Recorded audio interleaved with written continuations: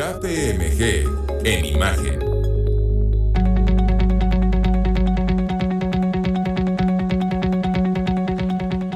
Bueno, pues seguimos con más aquí en la primera emisión de Imagen, querida Ivonne. Y esta mañana está con nosotros David Linke. Él es el Global Head of Tax and Legal of KPMG International. David, how are you? Thank you very much for taking this communication. Thank you for your time, Rodrigo. Good to be here.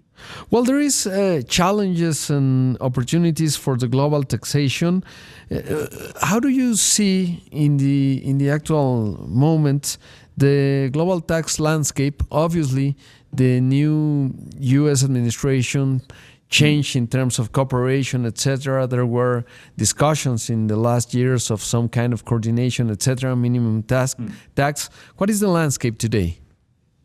Yeah, well, I think, Rodrigo, it's a fairly complicated landscape. If you think about it, the OECD is still pushing forward on its Pillar 2 minimum tax reforms, and 62 countries globally have signed up to that.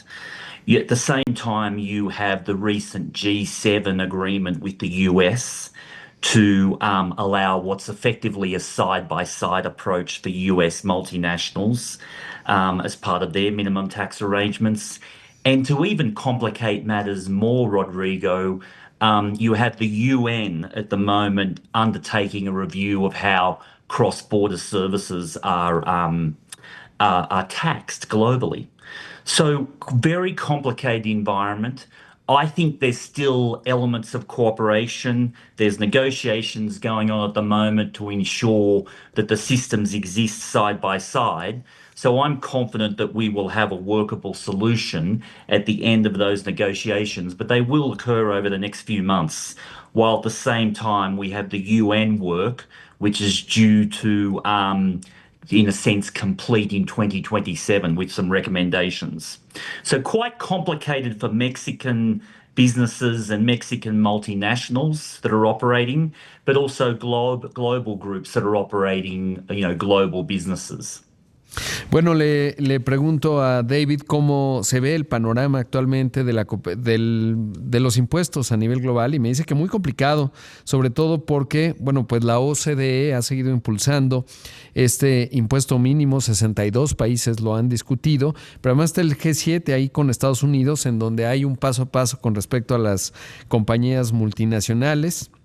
Y además hay otro estudio de la ONU que se está llevando a cabo con respecto a los impuestos en el cross-border, pero además, bueno, pues la composición, y él espera que haya una solución final. El trabajo, por ejemplo, de la ONU termina en 2027, y para las empresas en México y las empresas globales, pues esto se vuelve complicado. Now, does the tariff, it's a new element in terms of the response and the wish, or I mean the disposition for some countries to have this cooperation? Because right now with the tariff war, I don't know if it's war, but the tariffs that the United States has applied, maybe these frameworks of cooperation can be somewhat more difficult. And also sometimes the United States or Donald Trump considers that the tariffs is some kind of trade barrier, and that can be kind of complex. Well, Rodrigo, it's another factor to be considered, is what I would say. I think given the new US administration and their approach to trade policy, clearly an important issue for the Mexican businesses and Mexican trade, given your trade surplus with the US, how you consider tariffs in the mix, but also non-tariff barriers is another issue. And so I think it's an issue that needs to be considered. If I think about globally, it's an issue not only for Mexico and Canada. It's an issue that's on the mind of Japanese businesses and Japanese multinationals, but also other countries and other businesses that operate out of Asia. So quite a complex environment, and it's another factor to be considered that when you're having those negotiations with the US administration. Le pregunto del asunto de los aranceles que a veces Donald Trump considera que son barreras al comercio y me dice, bueno, sí es un factor adicional que, bueno, pues está planteado ahí, las barreras además no arancelarias y que no solo es un tema de México y Canadá, otros países como Japón, etcétera, desde Asia también están preocupados. David, what would you say are the benefits and challenges associated with implementation of AI, artificial intelligence in tax management? Yeah. I mean, I think when I travel around the world, Rodrigo, there's a lot of interest in AI being deployed by tax authorities themselves.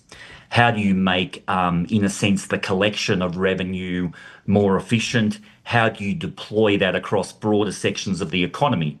And so there's a lot of work being done by tax authorities. And I think the issue for tax authorities is how do you, when you deploy those systems, maintain trust in the tax system? From the point of view of the public? How do I ensure that there's still human judgment involved in those decisions I'm making? For example, when I raise assessments on individuals or I raise tax liabilities on companies. So I think that's an important point there. For our clients and for corporates and multinationals, I think the challenge is how do I practically in a sense, realize the benefits that AI presents. AI presents efficiency benefits in terms of how it approaches its tax and finance affairs, how it frees its people up. But there's change management complications.